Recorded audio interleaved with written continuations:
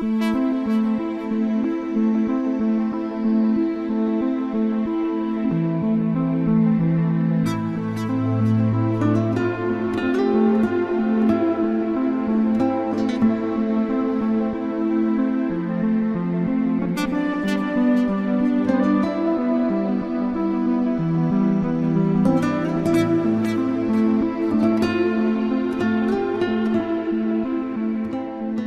Cévennes forment une chaîne montagneuse faisant partie du Massif central. Située entre les départements de la Lozère et du Gard, elle inclut également une partie de la plaine méridionale, et notamment le bassin alésien. Terre d'évasion, d'histoire, de rencontres singulières, les Cévennes offrent un archipel de monde à part aux visiteurs qui s'y arrêtent. Le dépaysement se renouvelle sans cesse et chaque vallée porte fièrement l'identité qui lui est propre. De rivières transparentes en paysages à couper le souffle, de forêts de châtaigniers en terrasses cultivées, chaque visiteur tombe sous le charme d'une nature que les Cévenols ont su apprivoiser à force de labeur. Pour nous, les Cévennes historiques constituent un territoire très restreint, limité aux trois grandes vallées schisteuses qui descendent de la vallée de Crète, joignant le sommet appelé Signal du Vantalon, au-dessus de Jalcrest à l'Égoal, en passant par le plan de Fontmort, Barre des Cévennes, la Camp de l'Hospitalet.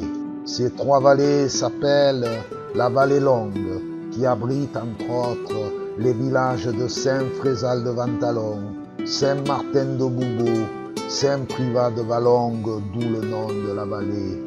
La vallée française, qui abrite entre autres Saint-Martin de Lansuscle, Sainte-Croix-Vallée française et Saint-Étienne-Vallée française. Et enfin, la vallée Borgne, au fond de laquelle se trouve Saint-André de Valbonne. Ce territoire est très cohérent d'un point de vue paysager, humain et culturel. Entièrement creusé dans le schiste, c'est un pays très escarpé, présentant une confusion inextricable de vallées inférieures, de petits cols menant à des endroits perdus. L'homme y est rare, regroupé en hameaux minuscules, isolés sur des versants couverts de châtaigniers et de chênes verts, striés de bancelles.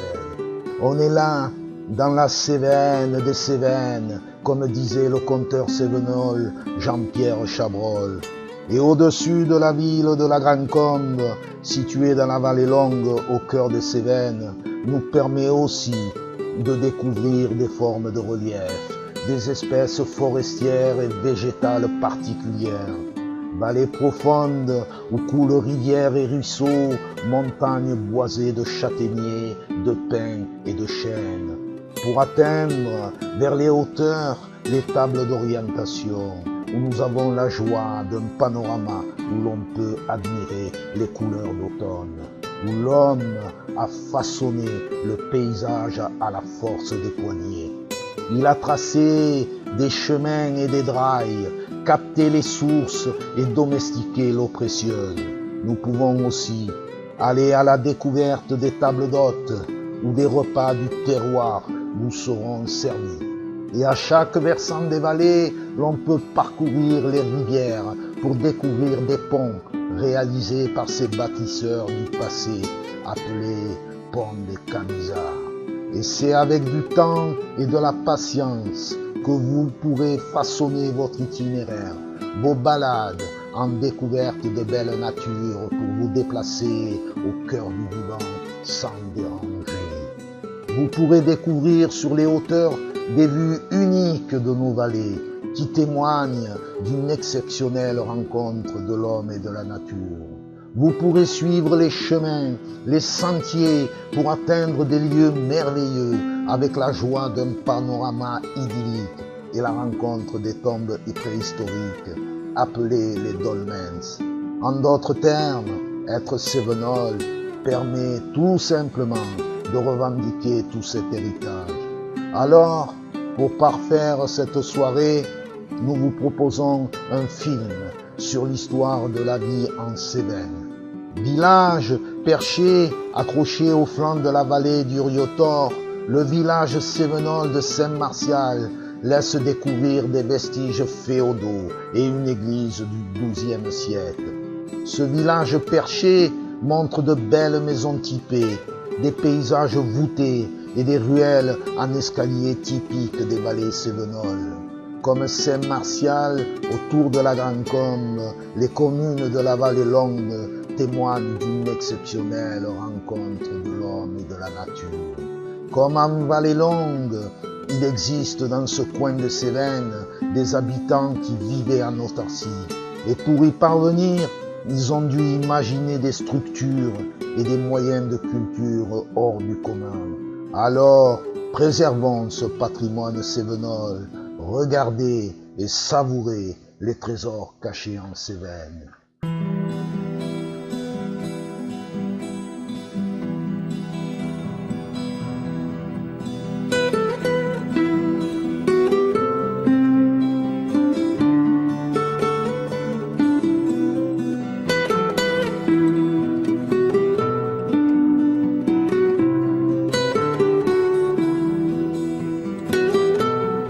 C'était comment avant?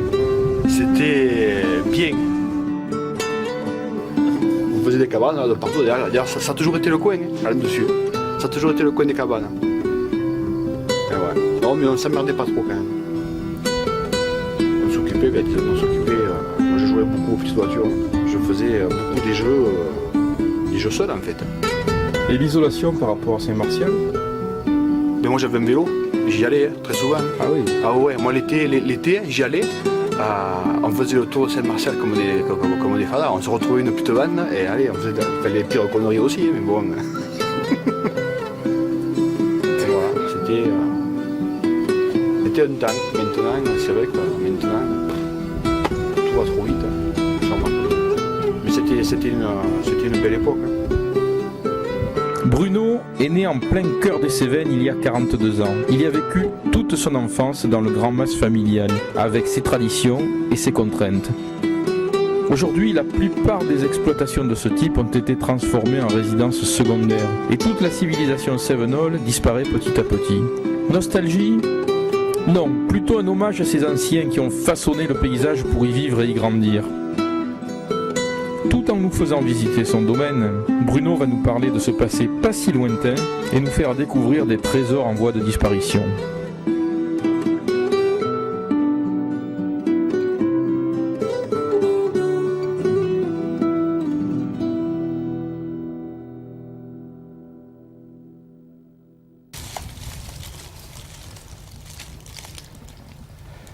En face, on a Saint-André, c'est-à-dire c'est un versant au couchant. Et là on est sur un Ubac, un versant au levant. Donc la différence qu'il y a flagrante entre les deux, c'est qu'en face c'est du chêne et là c'est du châtaignier. Parce que le châtaignier aime plus la fraîcheur que le chêne. Le chêne supporte plus facilement un sol sec et aride. Enfin aride, c'est pas si aride que ça, mais bon. Tandis que le châtaignier, lui, il lui faut de la fraîcheur pour pousser. Donc, et là c'est une forêt qui n'a pas été plantée là par contre. Ça c'est un bois endémique, c'est-à-dire qui a toujours été là. Et là où on passera aux coulettes, en fait c'est une châtaigneraie qui a été plantée entièrement parce qu'il devait y avoir que du chêne. Ils avaient coupé les chênes, monté des murettes et planté des châtaigniers. Donc là c'est vrai qu'il y a du schiste, c'est plus logique de voir des châtaigniers, d'ailleurs là il y en a un vieux spécimen que des chênes. Mais bon. Ça, en fait, c'est un vieux châtaignier qui a été greffé. Le trône d'origine, ben, il est mort par le chancre, en fait. Et cette maladie, en fait, on la retrouve sur les jeunes pousses. Tu vois, ça, là, le bois, il est sain à ce niveau-là. C'est-à-dire qu'on voit bien qu'il n'y a pas d'altération, pas de... Et dès qu'on descend le long du tronc, où là, on le voit mieux sur celui-là, tu vois, celui-là, là, il est sain. Et dès qu'on arrive là, voilà, ce genre d'écorce qui se boursoufle, ça c'est le chancre. C'est-à-dire c'est une maladie qui part du pied, qui monte progressivement, qui affaiblit les branches et qui les fait crever. Il n'y a rien pour... Enfin, Non, il n'y a pas de, ça pour l'instant, de traitement. non. Le traitement, si, il y aurait un truc, c'est un truc de longue haleine, mais bon, il faudrait avoir passé sa vie à la consacrer à ça, quoi. Il faudrait tailler le bois mort, le racler. Une fois que ça c'est raclé, en fin de compte, il faut nettoyer les outils. Je veux dire, c'est presque du boulot de chirurgien, quoi. Et là, c'est... Au niveau des racines, c'est bon. Il vivra toujours, il est bien enraciné. Et donc, quand le vieux tronc va tomber, ben, le renouveau, il est là, en fait. Hein. C'est des petits rejetons qui sortent, ça grossit toujours, et puis ainsi de suite. Et puis, Et ça fait un arbre. et c'est le renouveau, et c'est la vie. Voilà, les vieux ils meurent, les jeunes poussent, et puis ainsi de suite, ainsi va la vie. C'est comme la vie.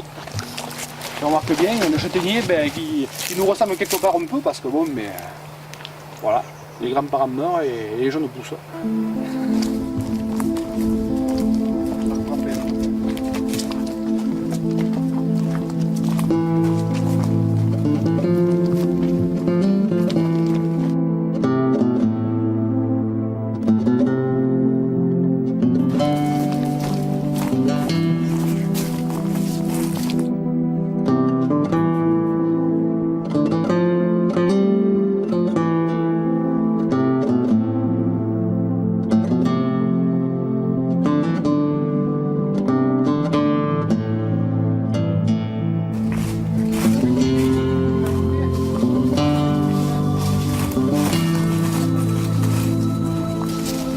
Voilà, donc là c'est la clé de Kamal et c'était construit uniquement dans le but de sécher les châtaignes.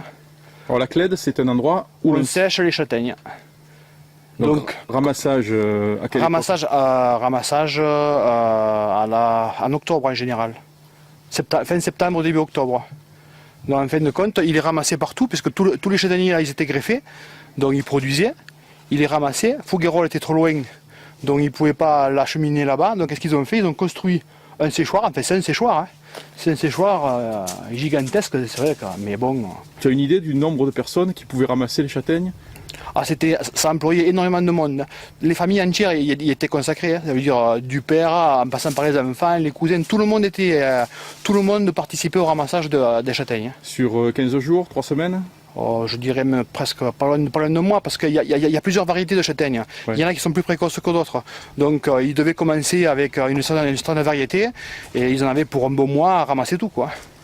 Et le but après de cette châtaigne, c'est quoi? C'était pour manger, hein, en fait, hein, parce que ça, c'était pour faire de la farine, pour les manger en soupe. Ils faisaient les blanchettes aussi, c'est-à-dire donc pour pouvoir les conserver, ils étaient obligés de les sécher pour enlever l'écorce, en fait. Donc pour les sécher, plutôt que de les mettre au soleil et qu'elles se dorent la pilule, qu'est-ce qu'ils faisaient? Ils avaient construit des séchoirs à châtaignes comme ça, c'est-à-dire que c'est un bâtiment, il y avait un plancher mais qui était aéré, parce qu'en fait, ils mettaient des genres de petits liteaux, ou de petits chevrons, hein, qui étaient espacés, qui laissaient passer l'équivalent d'un doigt, en fait. Donc par en dessus dans une clé, on le voit, d'ailleurs on ira le voir après, il y a toujours une porte d'entrée, d'ailleurs elle est de ce côté-là. Et donc ils amenaient les châtaignes par là, ils les étalaient au premier niveau, et puis dessous, pendant un mois au moins, ils faisaient un feu continu. D'accord. Donc ils alimentaient, ils récupéraient le bois qui était aux alentours, les branches mortes des châtaigniers, Ouais. Elles servaient à faire le feu. Ouais. Pendant un mois, ils séchaient. Après, ils récupéraient, ils montaient dessus avec des gros paniers en osier ou en châtaignier. Ils récupéraient tout ça. Généralement, comme la route n'est pas loin, l'ancien chemin, ils venaient avec une charrette, ils venaient récupérer la récolte. Ouais. Ils l'amenaient à Fouguerolles. À Fouguerolles, ils avaient ce qu'on appelle les moulins à châtaignes. C'est-à-dire qu'ils versaient ça dans un genre de grand bac. Ouais. Et puis c'était un mécanisme comme un ventilateur, en fait. Et les châtaignes tombaient là-dessus, elles se cassaient sur les pales. Donc on récupérait dans le bas, on récupérait tout ce qui était écorce, tout ce qui était un petit peu, tous les résidus, en fait. Hein.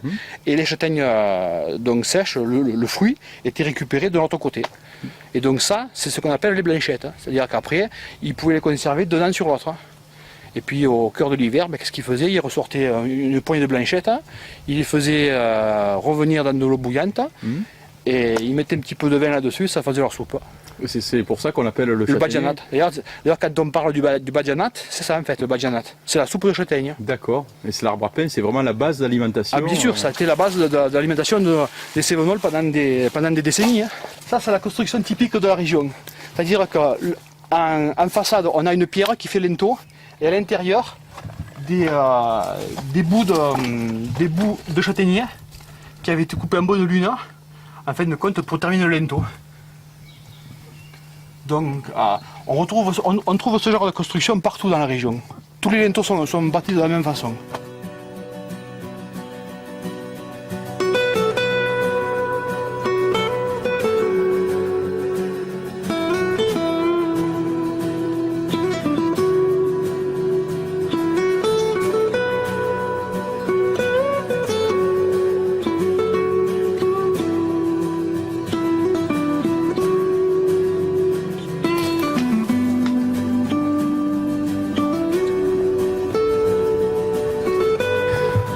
C'était l'emplacement d'une charbonnière. Le charbonnage en Cévennes a surtout été utilisé pendant la Seconde Guerre mondiale. Et en fait, c'était pour faire fonctionner les gazogènes en fait. Ils avaient besoin de charbon de bois. Donc ils choisissaient bien entendu un bois de chêne vert parce que c'est la meilleure essence pour faire du charbon de bois. Ils coupaient les chênes, ils les laissaient sur place pendant 15 jours pour que l'eau contenue dedans s'évapore au maximum. Pendant ce temps, il préparait le terrain, donc il faisait une surface plane. Il commence à disposer donc la première partie, donc ça c'est le socle qui reste. Il le posait bien à plat. Ensuite, donc, ils allaient récupérer le bois qu'ils avaient abattu, ils le débitaient en rondins, ils le triaient, les plus gros, les plus petits, ainsi de suite. Et puis, alors, une fois qu'ils avaient suffisamment de bois pour préparer le four, il commençait, en prenant le côté le plus large, il le mettait côté cheminée et il commençait à ranger le bois comme ça au fur et à mesure. Donc un premier étage, ensuite un second étage en dessus, et il finissait par des petites branchettes jusqu'à la cime. Ils y mettaient le feu par la cheminée avec une petite pelle qui était un peu retournée, il préparait un petit foyer, il insérait dedans. Donc ça commençait à brûler au niveau du bas de la cheminée. Oui. Et eux, ce qu'ils voulaient pour faire le charbon de bois, il ne faut pas qu'il y ait des flammes. Oui. Il faut que ça se consume doucement net. Oui. Donc ce qu'ils faisaient, c'est qu'il y avait une ouverture en haut, à la cime de la cheminée. Il a bouché avec une lose. Comme ça ils étouffaient. Donc ça minait à l'intérieur. Et puis une fois que c'était fait, donc là, à ce moment-là, il commençait à ouvrir le chapeau. Il commençait à enlever le premier cerceau. Et logiquement, il récupérait au milieu, en fin de compte, un gros tas de charbon de bois. Quoi. Donc ça, c'est le premier cerceau. Le deuxième cerceau, le cerceau intermédiaire, il est un peu plus bas. Pourquoi est-ce qu'il est allé en bas, on ne sait pas. Mais là, on a dans l'idée de la remonter, cette charbonnière, de la remonter entière, parce que c'est vrai que c'est... Et le chapeau, tu m'as dit qu'il servait Le chapeau, on s'en servait pour... justement pour coiffer une cuve d'eau. Voilà la charbonnière de l'Ubaguette.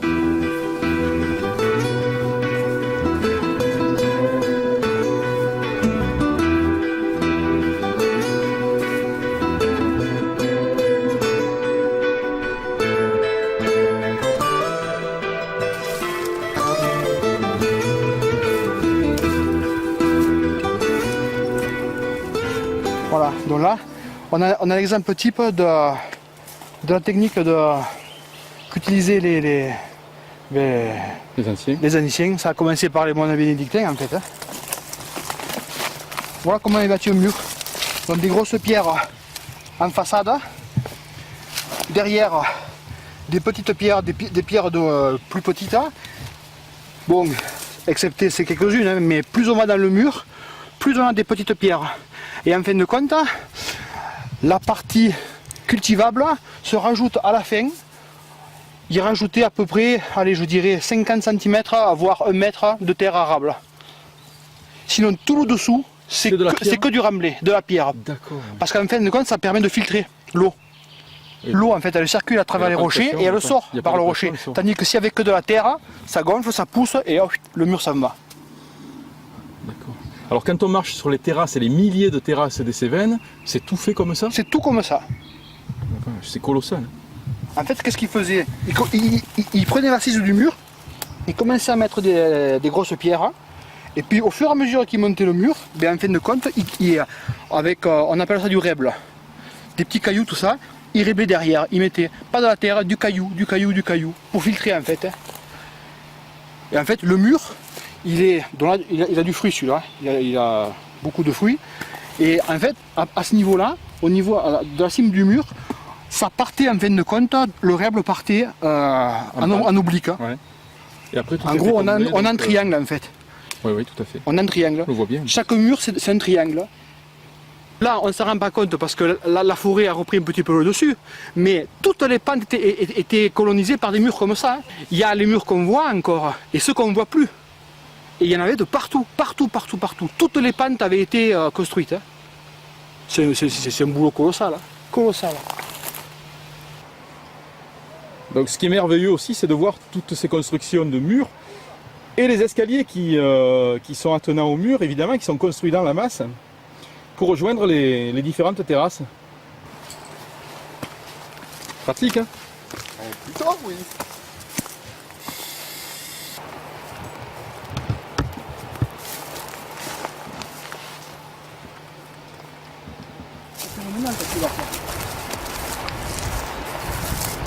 Donc là, c'est un autre aspect de la culture sur Fouguérolles.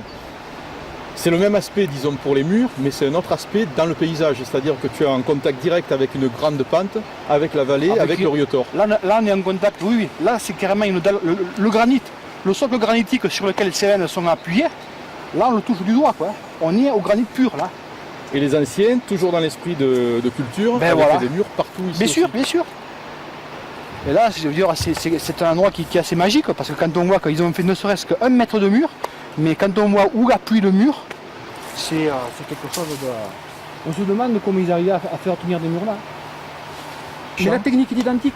C'est-à-dire que là, comme la pente est comme ça, ils ont commencé à mettre un petit caillou là, puis un autre dessus avec un derrière, puis un autre qui coiffe les deux, et ainsi de suite. Et ils ont monté la murette qui tient encore. Ça, c'est profond respect quand on voit ça.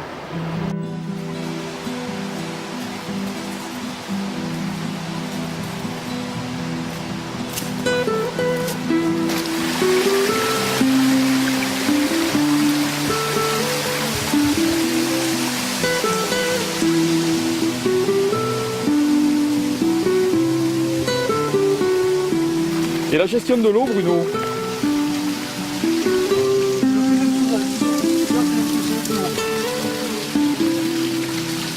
Donc tu vois, en fait, les anciens, ça remonte à l'époque des moines bénédictins. Hein. Ouais, c'est ça.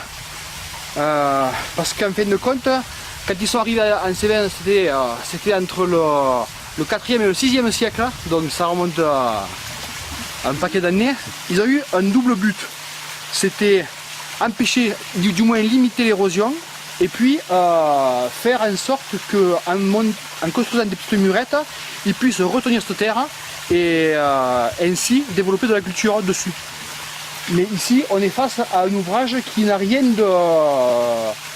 d'agricole, quoi. C'est un ouvrage vraiment destiné à éviter l'érosion, en fait, à limiter du moins l'érosion. Et là, on est dans un ruisseau, il y en a une vingtaine d'ouvrages comme ça. Et beaucoup de petits ruisseaux possèdent ce genre d'ouvrages. Mais c'est colossal, parce qu'il faut imaginer, il y a à peu près 5 mètres de hauteur. Il faut imaginer ce qu'il y a derrière, parce que derrière, c'est un coupe. Hein. Là, il y a des mètres cubes de terre et de pierre, quoi. Tu appelles ça comment, hein? Un reste, en patois. En fait, c'est une prise, quoi. Et dans le cours d'eau plus bas, dans le Riotor, la même technique a été employée, mais pour canaliser, pour faire partir des petits baisals sur le côté, pour irriguer des propriétés plus en aval. Alors c'était les bâtisseurs. Hein. On dit qu'il y a les bâtisseurs des cathédrales, mais même en Cévennes, il y a eu des sacrés bâtisseurs.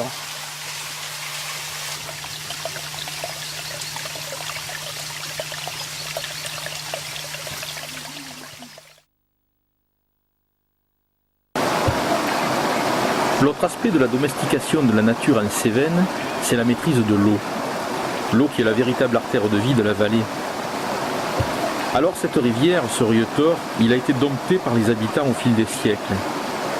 Ce sont eux qui ont construit des bézales.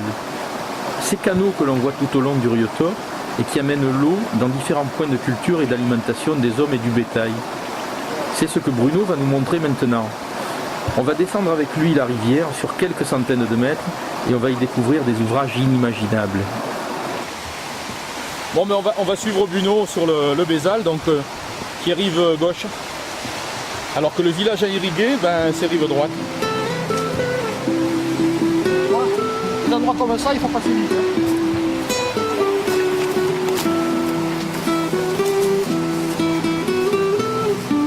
Là, on surplombe d'une dizaine de mètres la rivière.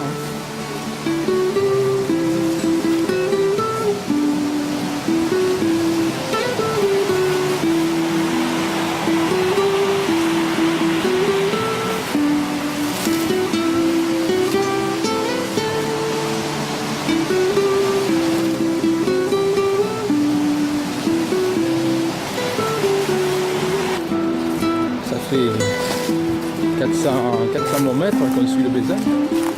C'est toujours le même principe, des murs extrêmement droits.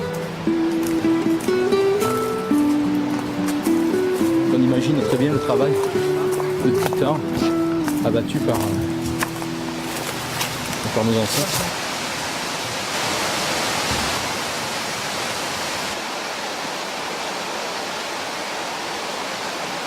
Alors on arrive à un endroit vraiment spécifique là, de la balade et de l'irrigation. Ouais. Le pont de Gorga qui a été construit en même temps que la Prisa, en même temps donc, que le Bézal. Et en fait, s'il a été construit, c'est parce que quand ils ont sondé un petit peu le terrain, qu'ils ont regardé un petit peu la topologie du terrain, ils ont préféré partir de ce côté-là pour faire le Bézal, qui c'était beaucoup plus facile pour eux. Mais comme la propriété à irriguer est rive droite, à un moment donné, ils n'ont pas eu d'autre choix que de faire un pont. Et pas n'importe quel pont, puisque c'est, moi j'appelais ça notre petit pont du Gard, parce qu'il y a une première arche principale, surmontée de deux autres arches, et il y avait donc le Bézal qui passait en haut. Donc c'est vraiment la même construction, le même type de construction. Et ça date de quand ça?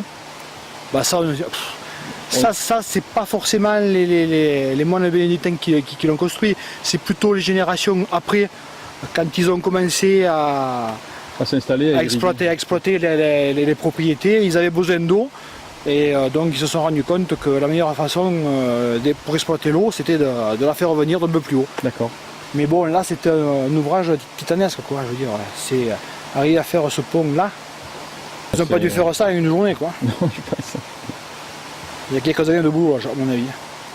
Mais bon, il est malheureusement bien malade.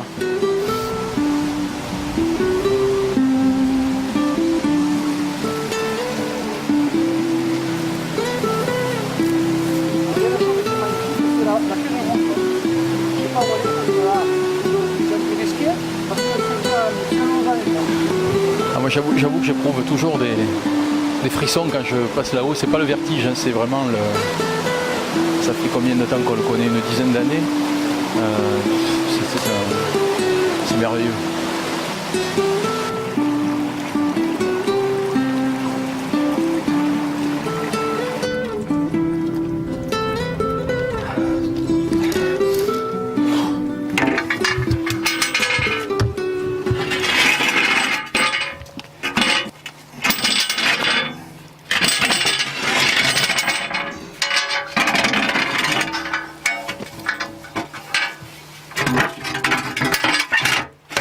Voilà.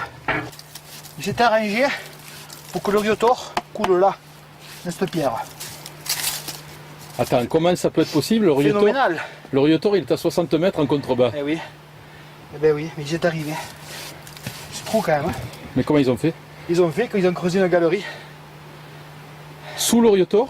Là, ils ont creusé une galerie qui part de là, qui passe sous la montagne carrément. Alors comment, je sais pas. Est-ce qu'ils avaient des outils miniers à l'époque? Mais le fait est là, c'est que cette galerie qui débouche là, on la retrouve auprès de Roca, dans l'autre méandre derrière, après le Gour du Fer. Ah oui, c'est un tunnel. Un tunnel. Mais il y a combien? Il y a au moins 500 mètres, quoi. Ah oui, facile.